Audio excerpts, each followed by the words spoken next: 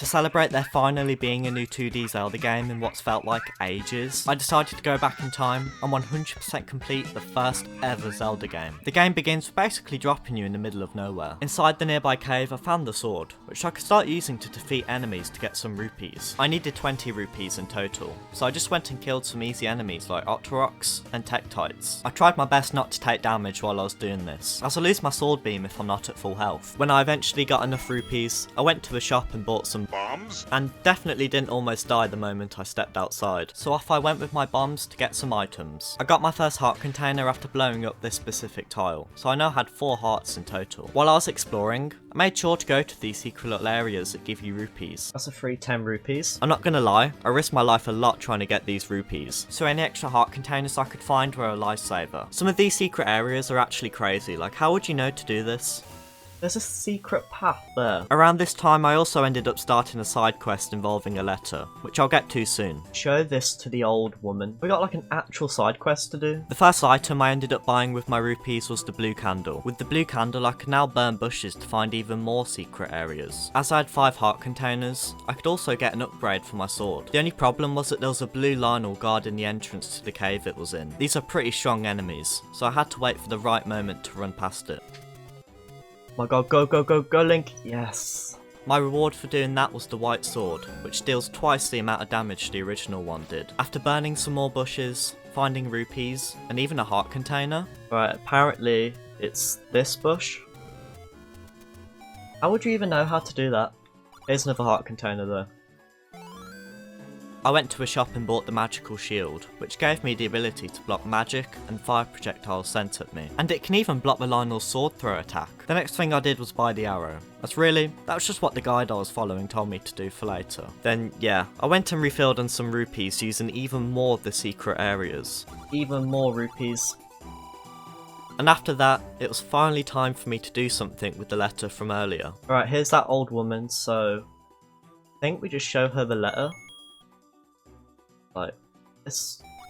Yeah, we can buy potions now. There's a bunch of these potion shop areas around the map, and the potions are actually pretty useful. The red one heals you fully, and allows you to use it twice, so it's a pretty good deal, especially for some of the upcoming dungeons. Like most Zelda games, you can get upgrades for Link's armor. Surprisingly, you can get the first one before even entering a dungeon in this game. It costs a lot of rupees, but it is well worth it. Alright, with all that money we've been collecting from all those secret spots, finally afford the blue ring.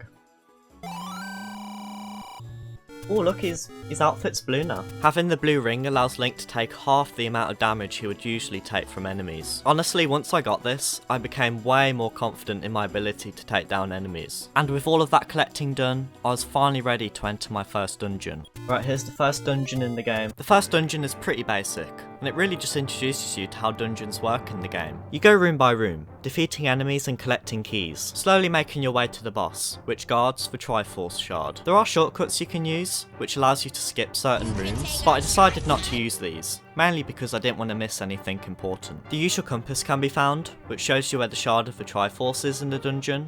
Oh, there's the compass. As well as the dungeon map, which shows you where every room is. As I made my way through the rooms, I ended up collecting 2 dungeon items, with the first one being the bow. Oh, there's the bow. We can use those arrows finally.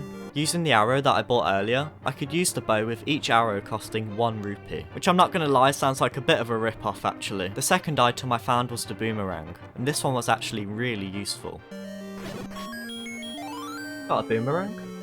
Get a lot of items here. I could use it to stun enemies, which allow me to defeat them a lot easier.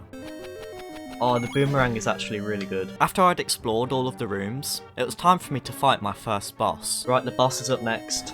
I think I'm ready for it. I've got full health, so let's do it. The Aquamentus is the first boss in the game. With the white sword, I managed to defeat it really quickly, and got a heart container for my trouble. Wait, that's it? I was pretty surprised by how easy it was. That guy died instantly. I'll take the heart container though. Anyway, I headed into the next room. Oh, there's the Triforce? Well, a piece of it anyway. With that Shard of the Triforce collected, I completed my first dungeon, and the next place I was going to was the second one. The second dungeon is the moon. It introduces a couple new enemies, like these snakes called ropes. I found them pretty easy to take out using the boomerang. And speaking of that, the magical boomerang is the dungeon item here. It seems kinda weird and a bit early to get an upgrade for it so soon, but I'm not complaining, it's actually pretty useful. Wow, that's a lot better. It goes further than the original one, and it can also take out smaller enemies like Keese. The boss here is a Dodongo. Well, let's fight the boss. That's a Dodongo? Okay, I have to use bombs, so I've got to be careful. One way of defeating it is to place a bomb where it's walking, so it eats it, and then blows up. Or you can do what I did, and just place a bomb on top of it which stuns it, allowing you to attack the Dodongo with your sword. And with another heart container and a piece of the Triforce collected, I moved on to the third dungeon called the Manji. The third dungeon introduces one of the more difficult enemies in the game, the Dark Nut. You can't attack them from the front, meaning only their sides and back are vulnerable. That doesn't sound that bad, but these guys are constantly moving, so you have to wait for the right moment to attack. It feels like they can just turn at any moment to hit you. And these are just the red ones. There's an even harder blue Dark Nut later on in the game. I found it a little bit easier to use bombs on them, as you can kind of group them up together to take them out. After I'd gone through some rooms of Dark Nuts, I got the raft, which is the dungeon item here. I'll be using it soon, but first, I had another boss to defeat. Whoa, what is this? The third dungeon boss is the Manhandler. To be honest, I don't even know what this thing is. Apparently it's a plant. Anyway, all you have to do is defeat its heads. And with the Manhandler defeated, the third dungeon was complete. Before entering the fourth dungeon, I used my new raft at this dock, which took me to a secret little area where I found a heart container. I also went and bought a red potion from the old woman. I'm kind of scared for this dungeon, so I'm gonna buy a potion. The fourth dungeon is a little bit different, as it has these dark rooms that you can use the blue candle on to see in. The dungeon item here is also a bit of a weird one, being the step ladder. There's a ladder. There's some weird dungeon items in this game. It allows you to move across a tile of water. Oh, that's cool, I can go over water now. This dungeon also has a bit of a mini-boss, being the Manhandler from before. Thankfully, there weren't any Dark Nuts here. The boss here is this dragon called Gleok. Once you do enough damage to one of his heads, it starts flying around the room. I took quite a bit of damage here, but I managed to beat it. After that dungeon, I went and used a step ladder to get a heart container. Now that I had 12 hearts in total, I could get the magical sword. Not only does the sword look a lot cooler, but it also does twice the amount of damage that the white sword did. Around this time, I also got the power bracelet, which lets me move rocks around. After following a bit of a maze, I made it to the next dungeon. The blue Dark Nuts make their debut here, and they're a bit more tough to defeat than the red ones. Ah, there's even more of these guys? But I feel like they're a lot faster now. Especially when they're in rooms with other strong enemies. What's pretty neat is that there's an upgrade here you can buy off the old man that lets you carry more bombs, going from 8 to 12. The dungeon item here is the recorder. It's got a couple of uses like teleporting to clear dungeons in the overworld, but right now it's useful for the boss here. The boss is a dig dogger, and to beat it you have to play the recorder.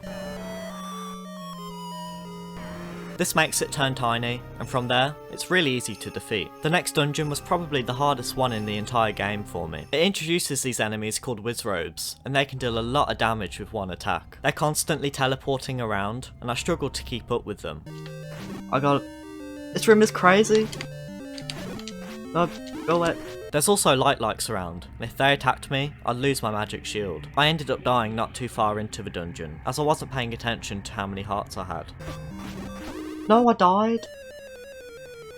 I didn't realise I was so low on health. Luckily after dying it just put me at the entrance, so I used a potion and tried to get back to where I was. Of course Gleok had to come back and be the mini boss here, so fighting it took even more of my health away. I don't like this dungeon. And not too long after that, I ended up losing my magic shield to a like.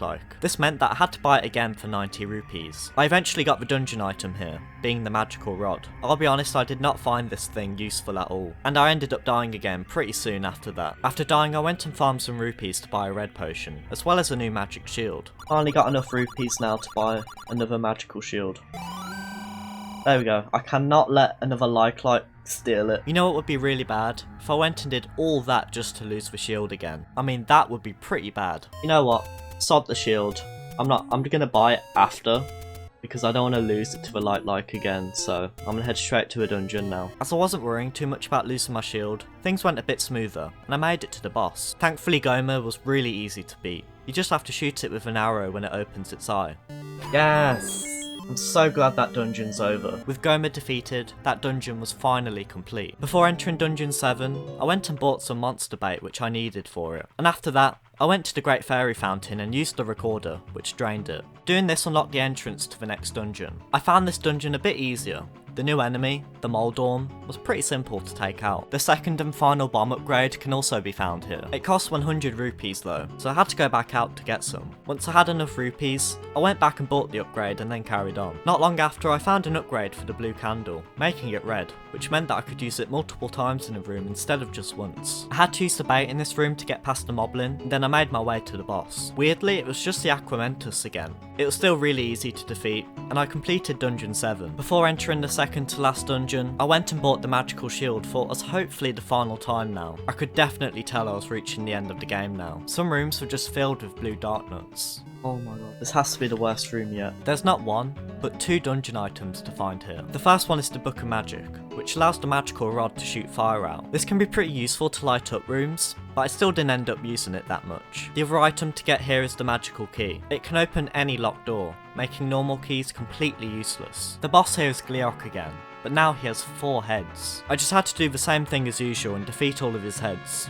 And that was it. I grabbed the final heart container, and I also got my final Triforce piece, which now meant that I'd completed the Triforce of Wisdom. There was only 1 dungeon left to go now, Death Mountain. Unfortunately, there's no friendly Gorons there, so I had to prepare a little bit. I made sure I had some bombs and a red potion, then I made my way towards Death Mountain. Because I had the Triforce of Wisdom, I could go through this room, but unfortunately, not too far in, I lost my magic shield again to a like. No, there's likes. No! So of course, I had to go get it again, but this time I made sure to save the game by dying, so I didn't have to do all that all over again. I was extra careful with the likes this time, and using the boomerang made things a lot easier. The Patra was also an annoying enemy to deal with. I would just sit and watch my health bar go down when I was near it. Whoa! That thing is dangerous. I beat it by just standing still and swinging my sword hoping I would hit it. There were 2 major items I was looking for here, the first being the red ring. Please tell me that's an armor upgrade. Surely that has to. This is the final armor upgrade, reducing the damage you take by another 50%. The second was the silver arrow. This is a very important item to get, as it's the only weapon that can fully defeat Ganon. After exploring this skull-shaped maze, I made it to Ganon. There he is. Honestly, the fight with him is really weird. He turns invisible and starts shooting these unblockable magic attacks at you. I only needed to hit him 4 times and shoot him with the silver arrow, and that would have been it. But with no potions left to use, I died after only hitting him twice. I'm dead, no. I felt confident I could beat him though, so I went and farmed for some more rupees and bought what was hopefully my final red potion. After that, I saved by dying, healed up at the Great Fairy Fountain, and went back into the final dungeon. I dodged the likes and made my way back to Ganon. Got a red potion now, so gotta beat Ganon this time surely. At the start of the fight, I managed to hit him a couple of times pretty easily. There we go, that's 1. That's 2, but I struggled to find him for a bit after that. Can't tell where he is. I had to use a bit of my potion as well, as his attacks just kept hitting me as I was looking for him. I did eventually find him 2 more times though. With Ganon finally stunned, I shot him with the silver arrow. And that's it. That's Ganon defeated. Whoa, that was kind of gruesome, I'm not gonna lie. With Ganon's remains left on the floor, I picked up the Triforce of Power that he left behind. I went into the next room, put out the flames and rescued Zelda. And that was it. I'd 100% completed Zelda 1. Honestly, I really like this game, and it's really cool to see where so many Zelda staples came from. Stuff like the blue and red tunics, and how you use a certain item to defeat Ganon. It's all really cool to see. Thank you for watching, and if you like this video, then you might like this one where I 100% complete every Luigi's Mansion game, which you can watch by pressing here.